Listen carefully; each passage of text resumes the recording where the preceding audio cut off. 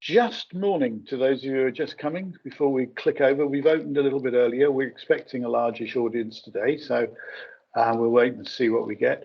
For those of you who are familiar, we're going to be using Slido again for a poll and for questions.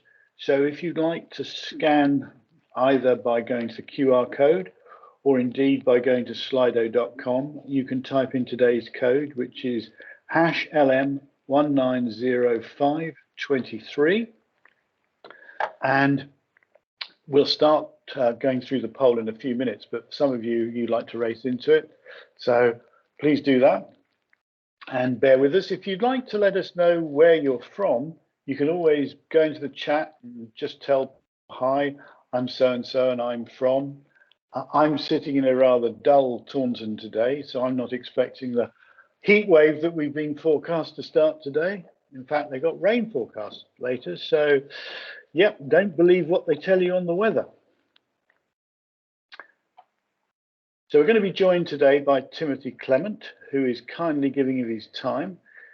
Timothy's head of carbon and environment, and please look at all your carbon questions and have them ready to hand. If you want to ask a question, could you please put your questions into Slido?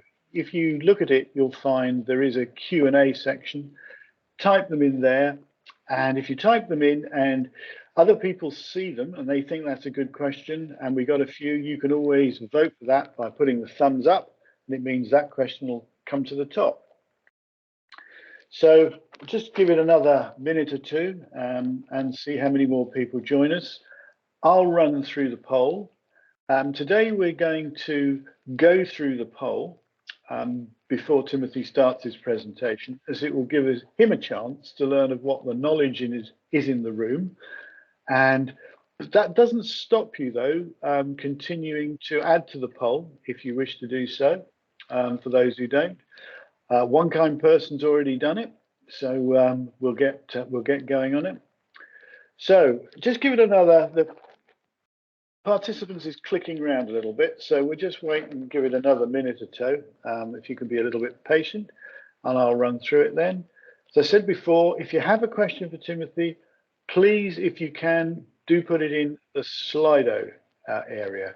We'll do our best to go through the chat, but we don't want to miss a question, so we try to keep it in one place. So I think what we'll do, we'll get going on the poll. So let's have the first question up, Abraham. Thank you, Angela. Great to see you clocked in. Right, so the first question, do you know the difference between, oh, hang on, I've got it, can't quite see it on my screen. People are still clocking in. Let's just give it another second and I'll go through the questions then. Okay, let's get going. Do you know the difference between embodied and operational carbon in buildings? So do you know the difference? Simple yes or no. If you do know the difference, please give us a yes. If you don't, be honest and say no. Second question, please, Abraham. Have you heard of environmental product declarations? I have to be honest and say I haven't, so I look forward to learning about that. So I've made my little question there. So let's get on to the third question. 5 of you completed the whole poll. It'd be great if we can sort of get 20 people, which would represent a good proportion of the room. Do you have a clear idea of which building materials have the highest embodied carbon impact over the life of a building? Ooh, well, there we go. I'm going to have to put no there. I have a sneaky feeling it could be something like concrete, but I suspect I'm wrong. That might be earlier on. So, okay, 6 people completed. Let's have the next question. How confident would you be to explain what a whole life carbon assessment is? Now, this time you can give a rating. So not confident is 1 star, 5 confident is 5 stars. I give no clues away on mine, but it won't be very high. Okay, we've got 12 people. Let's see by the end of the question if we can get up to 20 or so. So the last question, please. To what extent do you think whole life carbon assessments are mature enough to influence decision making? Ooh, low is 1 star and 5. So to what extent do you think whole life carbon assessments are mature enough to influence decision making? Okay, so I've completed it. So my tick's gone in for 17. So we'll just give it another moment or so and see if we can get up to 20 people in the room. So to remind you, please go to the poll. It won't take very long. If you can start to take the poll, I'm going to go through the results now. 2 more people are responding. If you want to continue filling the poll in, it doesn't matter. Things on the screen will change automatically as people come in. So we've got 22, right? Okay, fair assessment. So let's go back to the first question. Do you know the difference between embodied carbon and operational carbon in buildings? Well, Timothy, there we got 95%. Is that what you would expect? Please put your microphone on and share your thoughts. So, good morning, everyone. I'll introduce myself in a minute, but I'm surprised. I'm pleasantly surprised. That's a really confident answer, and it's improving. So good to see. Thanks for continuing to answer the questions. Please carry on. So the next question we've got, number 2, let's have the answer to that. Have you heard of environmental product declarations? Well, we've got a bit of it's a bit stronger than a Brexit result here. Is that what you'd expect, that 54% say yes? Yep, it shows that there's quite an informed group on the call. Good. So we could get some intense questions then. Okay, let's have the next answer then, please, Abraham. Do you have a clear idea of which building materials have the highest embodied carbon impact over the life of a building? Ooh, 65% do. I think we do have a knowledge in the room here. That's good. I think if there was a some possible answer, then that would be quite high. But yeah, that's understandable. Good. Okay, let's have the next question then, please, Abraham. How confident would you be to explain what a whole life carbon assessment is? Well, I think that's positive. It reflects the first answer. If you know what embodied carbon is and operational, then good chance that whole life will make sense too. Good, great, thank you. And again, 27, many thanks for participating. It really is useful when we get this sort of level of response, because it does show what knowledge is in the room, and it seems we have a fair amount. So as to the last question then, Abraham, to what extent do you think whole life carbon assessments are mature enough to influence decision making? Well, it's gone down a bit on this one, Timothy. Is that what you'd expect? Yeah, and I think again it reflects sort of how knowledgeable the sort of 60 or so participants are this morning, because I would agree I'd probably rate it as a 2 myself, in terms of where we are with whole life carbon assessments, a 2 or a 3. So yeah, that's really positive to see. Okay, well, thanks to everyone who's participated. If you wish to continue to do the poll, we'll share this information with Timothy afterwards, and obviously it's quite useful for him to have this information for future presentations and general knowledge as a whole. So we have a lot of knowledge in the room, but obviously the expert we have here is Timothy, who's joined us from Morgan Sindall, where he's head of carbon environment construction. I am going to hand over to him and just remind you, if you have any questions, please do put those into the Q&A in Slido. And so over to you, Timothy. Thank you for joining us. Thank you very much. I'll share my screen and I'll be presenting for half an hour or so before we get into Q&A, and the finish will be no later than 1. So Thanks for joining. I'm Tim Clement. My role, head of carbon and environment at Morgan Sindall's construction division, basically revolves around helping our projects to improve what we do, not only our own carbon emissions and environmental impact, but the impact of the buildings that we deliver. And it is mainly buildings that we deliver in the construction division of Morgan Sindall. I've also developed the CarboniCa tool over the last few years, which is why I'm presenting it to you today. And I want to share with you not only what the tool is as a context, but what we've learned from it and what we've done with it. So first, just notice it's 19th of May today, isn't it? But there we go. Right. So for those, I'll be really brief about this because most of you said you understand what embodied carbon is and operational carbon. Embodied carbon is all about the materials, putting the building together. Operational carbon is about the energy and water consumption of a building in use. So embodied carbon includes upfront carbon, which is everything that's happened until the building's finished, handed over. Raw material extraction, transport, this whole site operation. It also includes replacement parts, materials over the building's life, and other things that are on the screen. And operational carbon, it's really focused just on the energy, the heating, the lighting, equipment, and also the water. So whole life carbon is quite simply one plus the other. So that's what we're going to talk about today. Whole life carbon assessments of a building that have considered all of those things that are on the screen. So I just want to introduce the CarboniCa tool to you, so there's some background and context to it. So back in 2017, as an organisation, as a group, so Morgan Sindall Group, we set science-based targets. Science-based targets is a global initiative for sort of the best standard of corporate target setting to meet the Paris Agreement on climate change.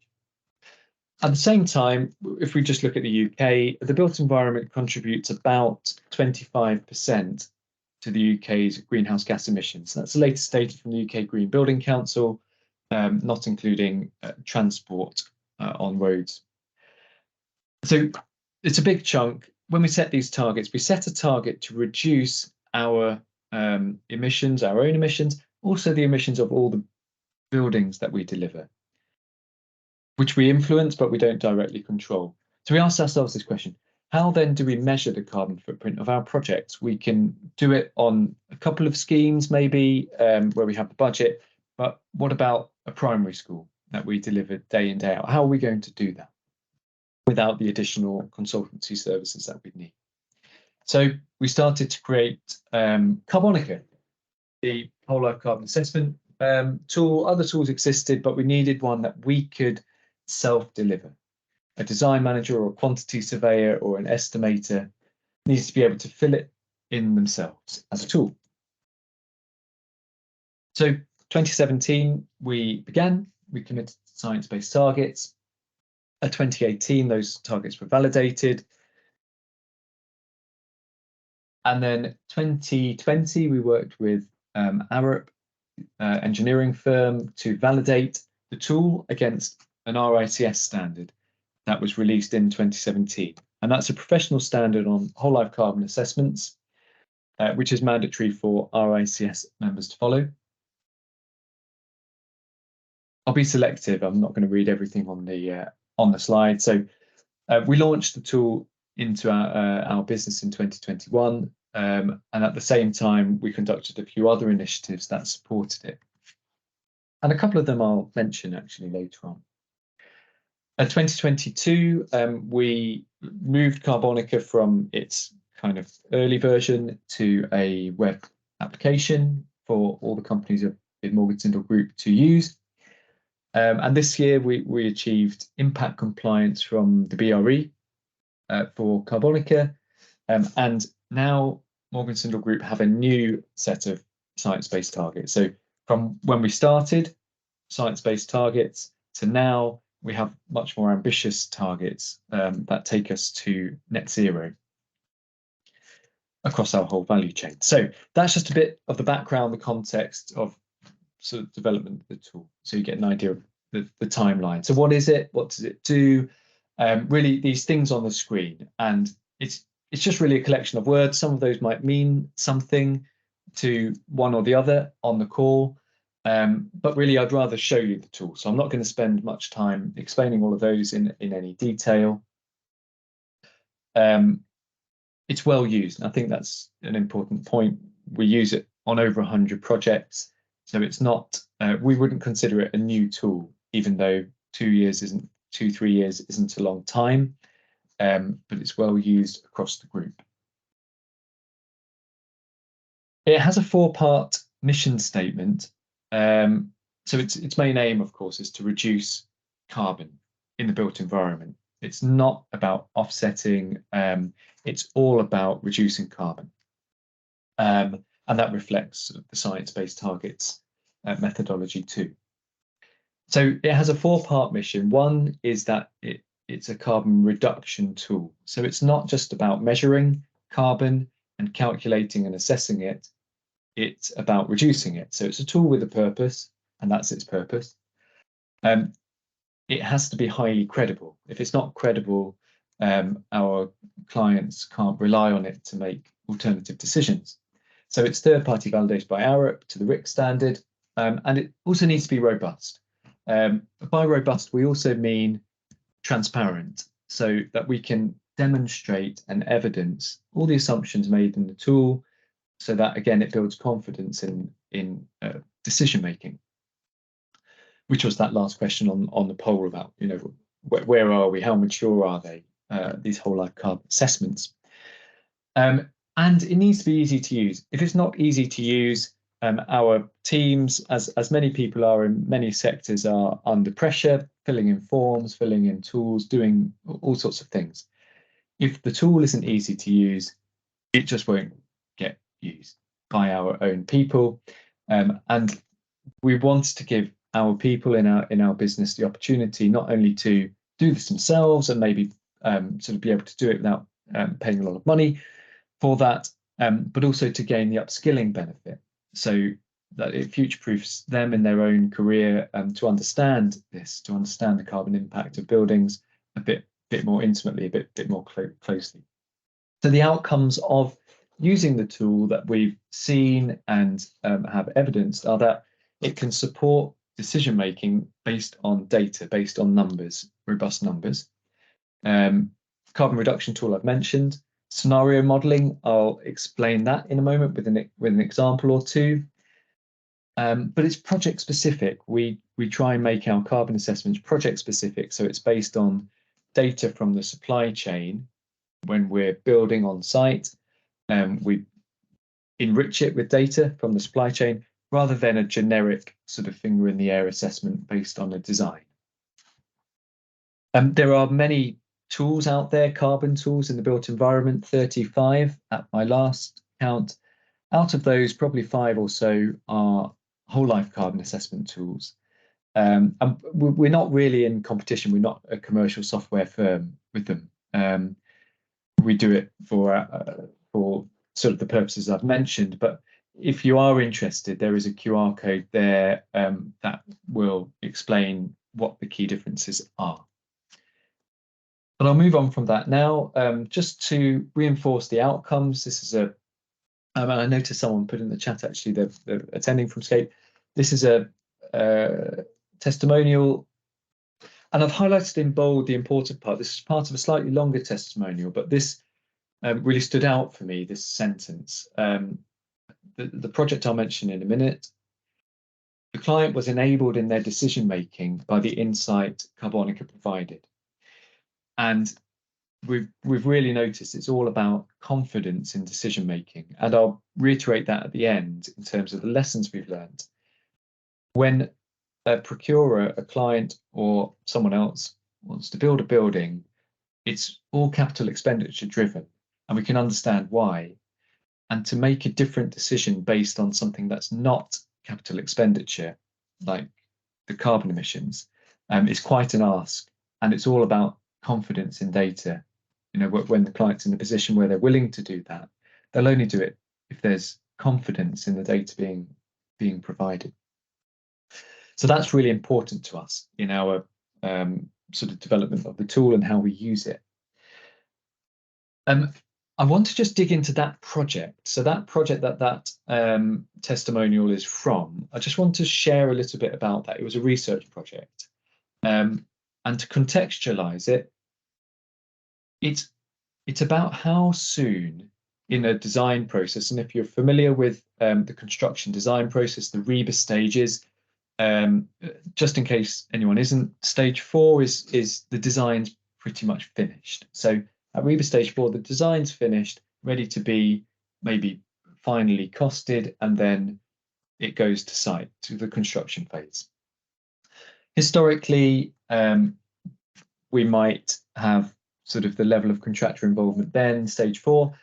And this curve here, this is the carbon reduction curve from PAS 2080, originally the Green Construction Board put it together. And if you were to follow the logic of this simple diagram, it would say at the end of design, you'd have a 35% opportunity to reduce carbon. So if your carbon impact is 1,000, you could realistically get it down to 650 at that stage, at maximum possible savings. If we brought that forwards to the middle of the design stage, and that line actually should have moved across the left a little bit there, this graph would say you'd have about a 50% reduction opportunity. Now, if we focused our efforts on carbon reduction, oh, there we go, it's moved now, on the concept design. So REBA stage 2 is concept design, sort of outline form and massing and some idea of materials, material palette, and then the outline planning submission at the end of that stage, typically. This graph would say you'd have an opportunity to reduce carbon by 70% compared to business as usual. Now, on the research project we conducted called the Circular Twin with other partners that I'll mention in a minute, we did achieve that. We focused effort on that project on the concept design stage using CarboniCa, and we achieved a theoretical 67% reduction in whole life carbon for only a marginal capital expenditure uplift.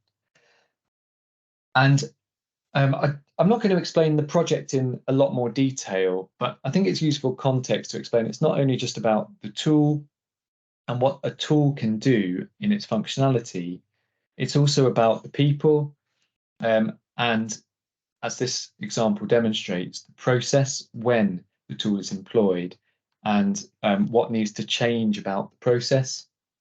So if you're interested in finding out more about that, or that's sort of sparked your interest, then the QR code is there to look a little bit more about that. And they're the partners that were involved in that study. So parking that for one moment, so we can fit this presentation in half an hour. This is an example of later in the process. So that carbon reduction curve we looked at a moment ago would suggest that we should focus all our efforts at the concept design stage and some of our efforts at the develop design stage, that's stage 3. And once we get to construction, it's sort of, we're going to build whatever's designed. But what's on the screen here actually debunks that myth a little, that there's still huge opportunity available during procurement. So this is just before the construction starts, when the packages are procured, the concrete, subcontractor, on this project, the steel, and everything else. This team, as you can see on the graph, they're their baseline carbon numbers for their different categories in light green, and where they're at now, and the project's not finished yet, in dark green, and that's on one of the 2 buildings. They've saved 2,000 tons of carbon just by looking at product selection, what alternatives there are out there. So yes, the biggest opportunity is at early design, but there's still huge opportunity in procuring construction packages in the sort of construction design and build model that's very popular to reduce more carbon. And that they've done through CarboniCa. It demonstrates again that it's a carbon reduction tool, not just a measurement tool. So I want to show you an example report, and I've taken a school project and anonymized it for the sake of today, just to show you what a whole life carbon assessment from CarboniCa looks like. So here it is, example school project. It's about 2,000 meters squared. From memory, it was a primary school. That's just the introductory page. This is where the results are. So the first part of a report, and just a reminder that CarboniCa is built on the RICS standard. So the RICS standard that was published in 2017 that lays out sort of a bit more how to conduct a carbon assessment and some guidelines and rules around that. This is built off that. So the words, the table, the acronyms are all directly from that standard, which is currently being updated. So here are headline statistics, and we always point towards the intensity metrics, kilograms of carbon for a building project at least per meter squared gross internal area. That allows us to compare against other buildings, set targets, etc., etc. So it's almost always those numbers that we focus on. For life cycle embodied carbon, that's materials over 60 years dictated by the RIC standard. And we use the number there that's highlighted for clarity. If it's just upfront carbon until we hand the keys over and complete a building, we typically use this number here, which is carbon without the benefit of carbon storage. And if they're members that represent the timber industry, there might be some comments or questions on that happy to answer at the end. So they're the headline numbers, and then there's some graphs to show where the hotspots are. So in this embodied carbon graph here, and now embodied carbon, so we just think about the materials. The green bar is the embodied carbon up to practical completion, handover, and the orange bar is additional embodied carbon over the life. So you can see for something like a frame, most of the carbon is sort of committed up to the point of handover, and there's a little bit for what happens when the building's demolished in orange. With something like floor finishes, you'll see the total carbon over the life of the building is pretty high. It's actually one of the highest categories, and that's mainly because of the replacement parts of carpets and vinyls and everything else that goes in. There's also quite a big part up front, mainly due to the substrate. If I remember, this building had quite a thick screed below the floor finish, which adds a considerable amount up front. I'm not going to explain all the details on the graph for the sake of time. This graph here is the whole life carbon graph, but it's played out over time rather than split by category. So these are years. This is when the building's handed over, and this is 60 years later. What's the carbon balance? And it all adds up to that final number at the top. That's the whole life carbon of the building. In this graph, the green bar is embodied carbon, cumulative, and year 30, there are clearly some replacement parts there. That's why the number jumps up. And the same at the end of life, there's an impact with how the building's dismantled and sort of recycled or disposed of. The red-pink bar is the operational energy, or operational carbon of the building. And you might notice there are some bars, really light colour. I don't know if that comes across well on the sharing my screen. But the light colours indicate what the balance would be if the electricity grid in the UK didn't decarbonize. So there's an acceptance and sort of robust trajectories that explain to us what we think is going to happen with the energy grid. They're updated regularly. So, and by that I mean sort of increase in wind generation, solar generation, that sort of thing. So we actually do model, and this is part of the RIC standard and what's possible within that and what's allowed. We model sort of the decarbonisation of the electricity grid. And you can see in this project, it does have an impact, particularly for the operational energy. And in other projects, you'll see that that's even more accentuated, particularly since most buildings we deliver now are fully electrified. So the heat source is electric, usually heat pumps or something similar. And so that really makes a difference when you add in the fact that the electricity grid is going to decarbonise. So that every project I've seen out of the many that have run CarboniCa have more embodied carbon, as you can see in this one, more embodied carbon than operational carbon. And that's a different picture to 10 years ago. 10 years ago or 15 years ago, it would have almost certainly been the other way around. And in the mindset of construction decision makers, often that's still there, that lingering idea, it's all about the operation of the building. And of course, it certainly is for the existing building stock. That's the big challenge, decarbonising the existing estate. But for a new building, it's at least my experience from seeing all these projects that's not the case anymore. Still, there's lots of work to be done on operational carbon and the performance gap of what's designed and how it actually runs in practice. But embodied carbon is really the biggest chunk now that I've seen. We then share a whole host of other graphs, sort of performance against industry benchmarks like REBA and LETI. And this one's often quite interesting to stakeholders. And I will mention it today because of the affiliation with the Structural Timber Association for this session. This is more for interest. But if the building, the whole life carbon of the building were to be offset through an offsetting scheme through tree planting, if, of course, we've mapped it out here as a sort of tree map. So that's the gross internal area of the building, 2,000 meters squared, laid out in plan like a map. And in green is the size of forest that would need to be planted to offset the carbon of that building. And in brown and orange is the size of forest that needs to be harvested for timber products like battening, formwork, and everything else that needs to go into the building.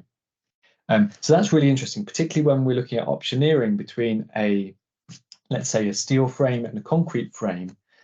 This kind of land use visualization is quite a powerful thing. It sort of gets everyone thinking about what it really means and the wider impact of decision making. And then there are a number of other graphs, and I'm not going to spend a lot of time on that, and a data table in the right format for reporting in various things. This is, I will mention this is the recommendation. So once a user has built in CarboniCa, they would have entered some number. Let me see what's here for brickwork. There's some terracotta tiles, some composite structural deck, and other things. And based on what the user has input, the tool makes some recommendations automatically. So these are automatically populated. And the idea of these is normally table it in a workshop with the client and the design team to talk through the recommendations. What does this mean? Should we start asking some questions of the designers or maybe even the supply chain to make some improvements? And you can see that this has greatest effect at early design stage when these questions can be asked and the frame type maybe isn't set in stone yet.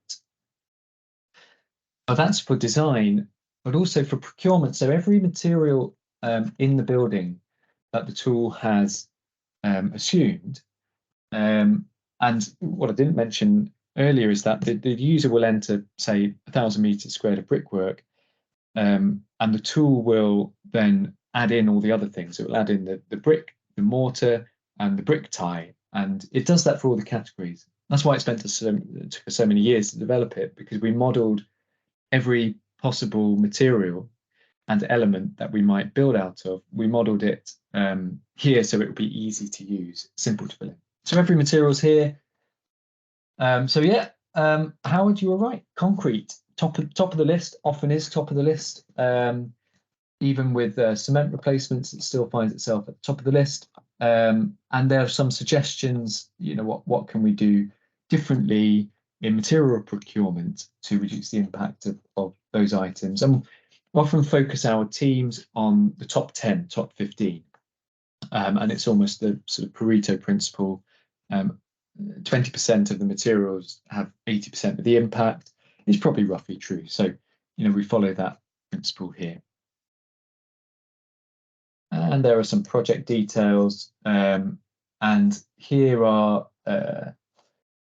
is the assumption reports. This is the transparency part and giving more confidence to a decision maker who may have their own advisory consultant. And this gives a full report of all the assumptions that are made as part of this assessment.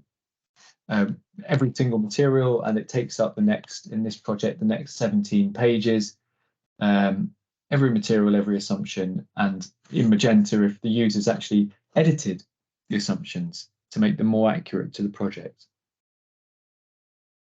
So that's really what CarboniCa is. And I'm going to spend, after I have a quick sip of tea, the next 5 minutes and the last 5 minutes, just give a couple of specific examples and what we've learned.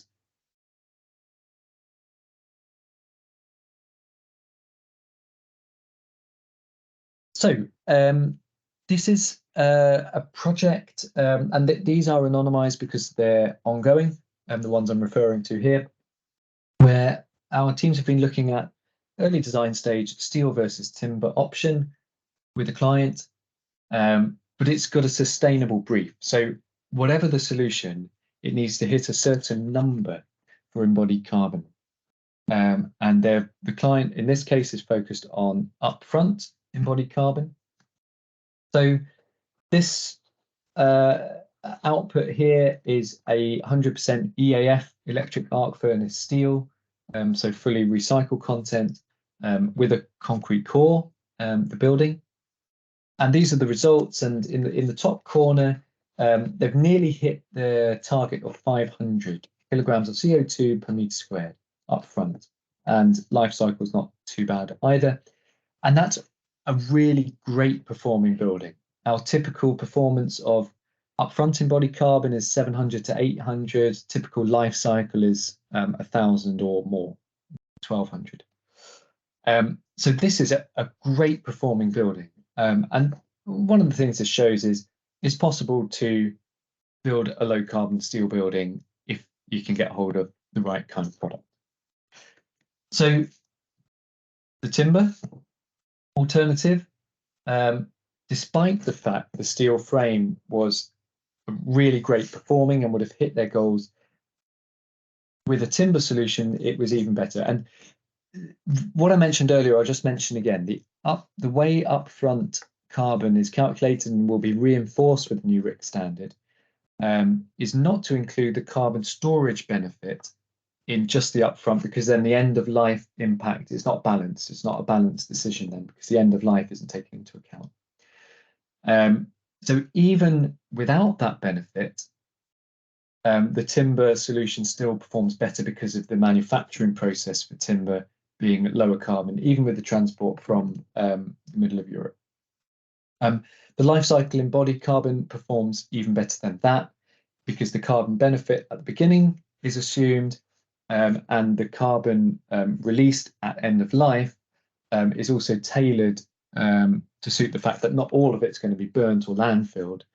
So the life cycle embodied carbon is a really good indicator of sort of how well a certain structural material will perform over a 60-year life. And I would also note that the below the line that I haven't mentioned, this grey bar, that's all about the circular economy benefits. And the timber frame in this particular example seemed to perform better there as well, with an additional 33 kilograms CO2 per meter squared benefit for circular economy, for products that won't need to be manufactured new in 30 years, 60 years time. So I'm not going to say anything more about that, but just to present that data to you as it is. And the same with this one. So this was again, the project's anonymized because it's ongoing. It's an example of where we might be looking at optioneering between using an existing building or knocking it down and replacing it with something new. It's quite topical. If you've seen a couple of examples on the news of how it's been recalled, a couple of buildings being recalled in the planning process. So when you look at these numbers, and I've just highlighted the ones where it's best performing, of course, a new building you'd imagine would be able to get the most possible out of the operational efficiency. You know, that's going to be the best because you can just start from scratch and make it exactly how it needs to be, orientation, everything else. So, of course, it's going to perform the best. When you look at embodied carbon and that impact on day one, it's about, I don't know, 60%, that upfront. And by the way, the new build isn't just a business as usual. The new build is a sustainable cross-laminated timber-based solution. But even then, a deep retrofit of the existing building is almost always going to be better in terms of how much carbon we need to spend now. And that it's an important thing to be aware of, I think, in whole life carbon assessment style decision making, that upfront carbon, if you think about the climate science and the timing of things, the net 2030 goals, 2040, 2050, what we spend now is really important. You could even say it's more important than what we might or might not spend in 30 or 60 years' time, because that's all taking away from how much carbon we have left to spend in a 1.5 degree Paris Agreement type thing. Anyway, enough on that, but upfront embodied carbon is important in decision making, life cycle embodied carbon as well, what's locked into the building. How do we unlock that kind of capital expenditure versus operational expenditure? And the carbon it's the same, but I won't go into that anymore. And whole life carbon, yeah, they're quite similar. The deep retrofit just about trumps it, but when you think about if it's embodied carbon driven, you can see that will be beneficial to go with the deep retrofit of that one. So finally, and I know it's now 20 to 1, so I'm going to wrap up now, and this is my last slide. What have we learned? Embodied carbon is more than operational carbon. Doesn't mean it's not important to focus on operational. Embodied carbon is the biggest chunk, at least in new buildings. The hotspots, yes, Howard concrete, number one. Steel, raised access floors, quite big. Aluminium is usually a big chunk, even with certain recycled content. And PV panels are, some of them can be quite high in embodied carbon, and there's research going on at the moment, various bodies to understand that more, because it's obviously critical to sort of low energy building strategies for some clients. Early stage design. This is the circular twin project that I mentioned. It's all about collaborative behaviors of the design team and supply chain involvement. That's what we've learned through that project. The replacement cycle impacts are significant for things like floor finishes and building services in terms of the carbon. That's going to be sort of designed in at the beginning over a 60-year life. With this, I haven't mentioned all of these already. So discrepancies between assessment. So when you say, oh, you know, is a assessment with CarboniCa better or worse than an assessment with another tool? I'd say it doesn't really make a difference to a certain extent what tools used, because it's usually the data quality that affects that. And that's what I've seen on many projects, that it's the quantities that go into the tool that determine how accurate it is or not necessarily the tool although we have put a lot of effort into CarboniCa to make sure the data quality is good. And I suppose that's all I'll say on that in terms of differences between tools. Greenwashing's everywhere. I mean, often not intended to be greenwashing, and many times, yeah, with the best intentions. But EPDs, environmental product declarations, and life cycle assessments for products are so important to cut through that. You know, it's great having good marketing material around certain product solutions, and we need product solutions. We need supply chain solutions to reach the goals that we've set out as an industry. Absolutely essential. But without something that's been verified, a carbon number that doesn't have offsetting, that doesn't have all the things that might add to sell a product, how are we going to make an informed decision? So those documents, environmental product declarations, and where we don't have them, life cycle assessments, are so important in informed decision making that we can just cut through the greenwashing and know, is it a green product? Is it not a green product? And the last thing I'll say is it doesn't always cost more to save carbon, and that's particularly true with resource efficiency. So taking out a ceiling that's not needed, removing the screed in a floor finish that's not needed, reducing the tonnage of steel in the frame and rationalizing columns, and the same with concrete, reducing the volume. They all save cost and they all save carbon. So those are real win-wins, and we've experienced that on many of our projects as well. And that's really a door to entry, isn't it? Because we can't ignore cost. That is all I have to share with you in this short session this afternoon. So thank you for listening, and I'm happy to take questions. Thanks very much, Timothy. I assume I got my concrete right then, but I have learned a little bit more. So I suppose the question I have, because we're waiting for people to wake up and to ask you some questions, unless you have managed to answer all their questions. With 25% of the built environment putting in 25% to UK gas greenhouse emissions, what regulation is needed to help bring this down? Because at the moment, as I understand it, there isn't a lot of regulation involved in this. It's mainly voluntarily, isn't it? That's right. So one of the reasons operational carbon has come down recently, it's not that embodied carbon's worse, it just hasn't changed, is building regulations Part L has driven it down. I know that there are various views on how robust it is, the process, but it has had an impact. There isn't an equivalent regulation for embodied carbon or whole life carbon assessments to be carried out. There's a draft of Building Regulations Part Z. There's been a group that's convened that, which is currently, in the works, if I can put it like that. So that would really help. Having regulation on embodied carbon would really help. Okay, so we've generated 3 questions. I don't know if you want to show them just as one at a time, Abraham. That makes it a little bit simpler. But what sort of big wins have Morgan Sindall achieved in A5 stage? Yeah, so there have been big wins in A5.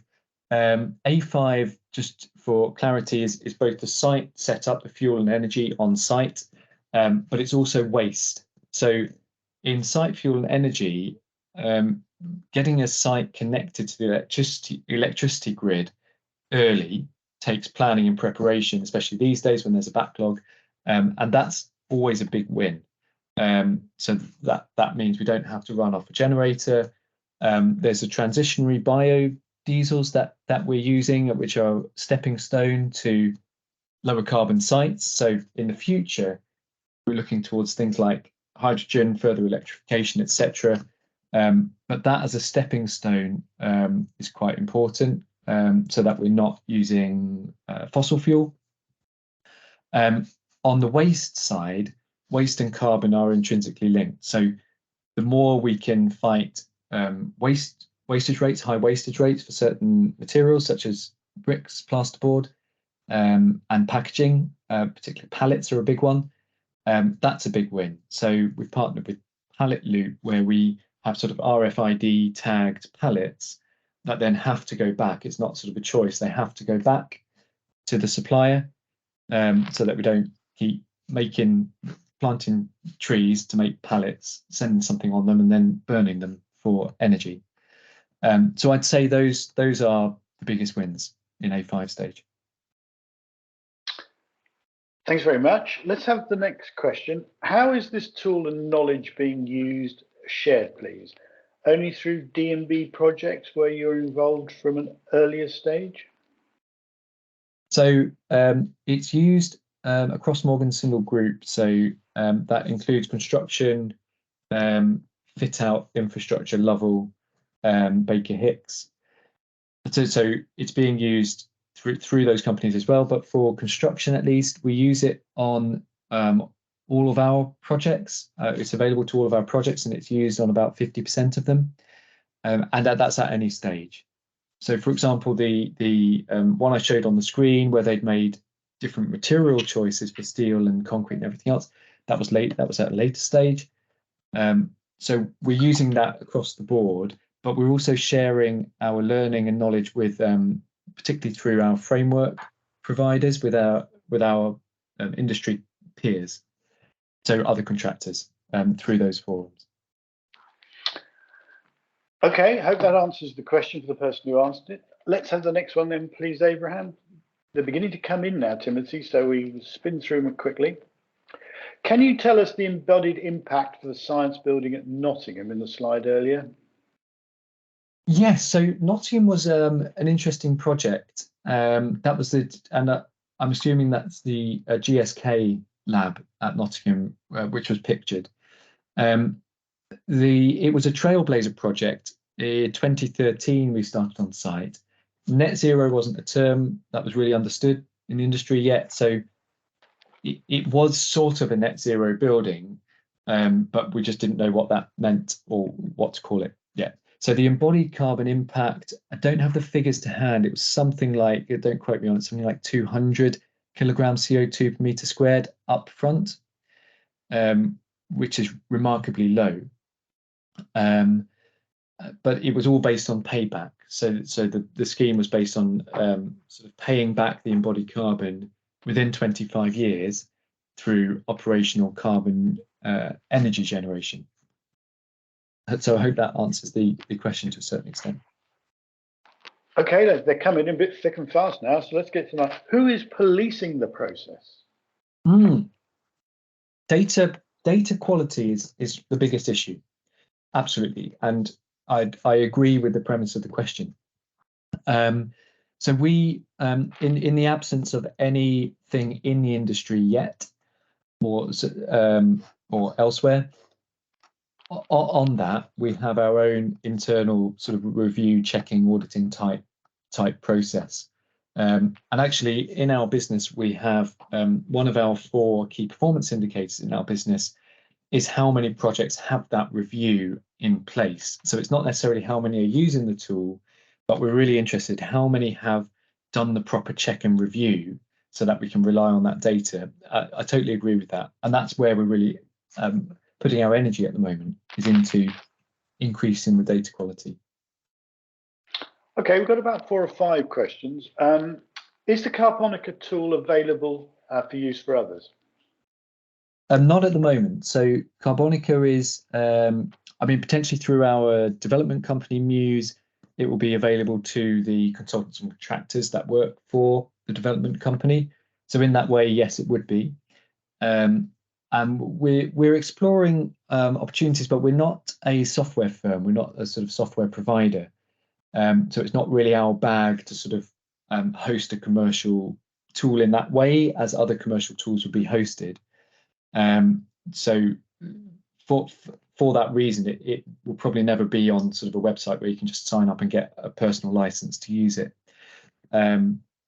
So yeah, it's not an ideal answer to the question, but we're not closed to it either. But it just needs to be the right kind of thing that suits our business. Okay, thanks. This is an interesting question. Have you modelled building with hemp into the database? Yeah, not well, no, not at the moment. We have some novel solutions in there already, not specifically hemp, but we're aware of a few systems that are now commercially ready, sort of hemp-based systems, like sort of panelized systems with hemp, where we're looking for the data to then be able to model it.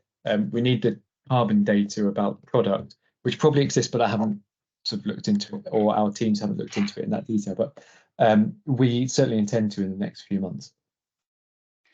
Okay, thanks very much. The next one, I think a couple more. Do your Plymouth team know about and use this tool, please? Would be useful for future Plymouth 2030.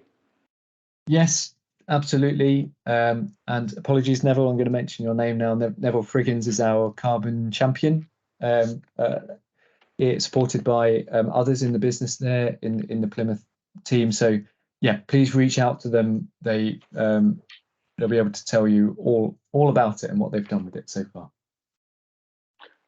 Okay, one more question, and somebody who owns it. There we go. How are modern methods of construction influencing carbon reduction? Yeah, it's a good question, and it's topical as well, and often mentioned, particularly in government documents.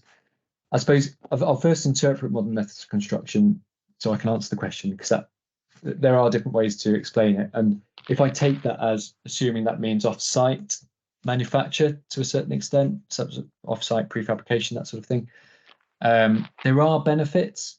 There are definitely links you can make between sort of efficiencies, particularly around waste, but there are other instances where off-site prefabrication doesn't necessarily improve carbon reduction. Some make it worse. I mean, one example might be, I don't want to touch any sort of nerves here, but precast concrete, for example, typically has high cement because it's all about the strike times, sort of releasing the molds so that that they can achieve the right volume of output from the factory.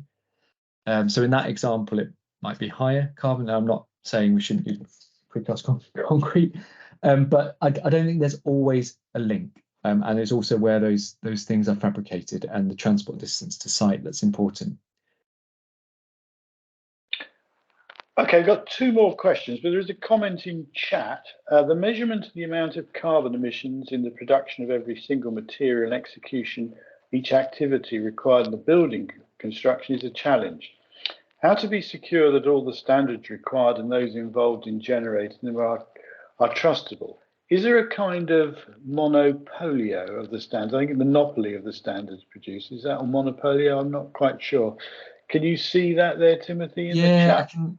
I can see that, and I suppose that's one of the reasons why the RICS created their professional standard, just to put a few boundaries around how we should do it, what assumptions we should make at certain stages of the project. And that's helped no end to build a tool like CarboniCa, because we can be quite confident that it can be then compared and used for decision making. But I think it's about that 80-20 rule as well, sort of knowing that it's concrete and steel and glass and aluminium and everything else. We can focus our effort on making sure that data is accurate, without getting too lost in the minutiae of sort of everything, and then making it a laborious task that won't get done.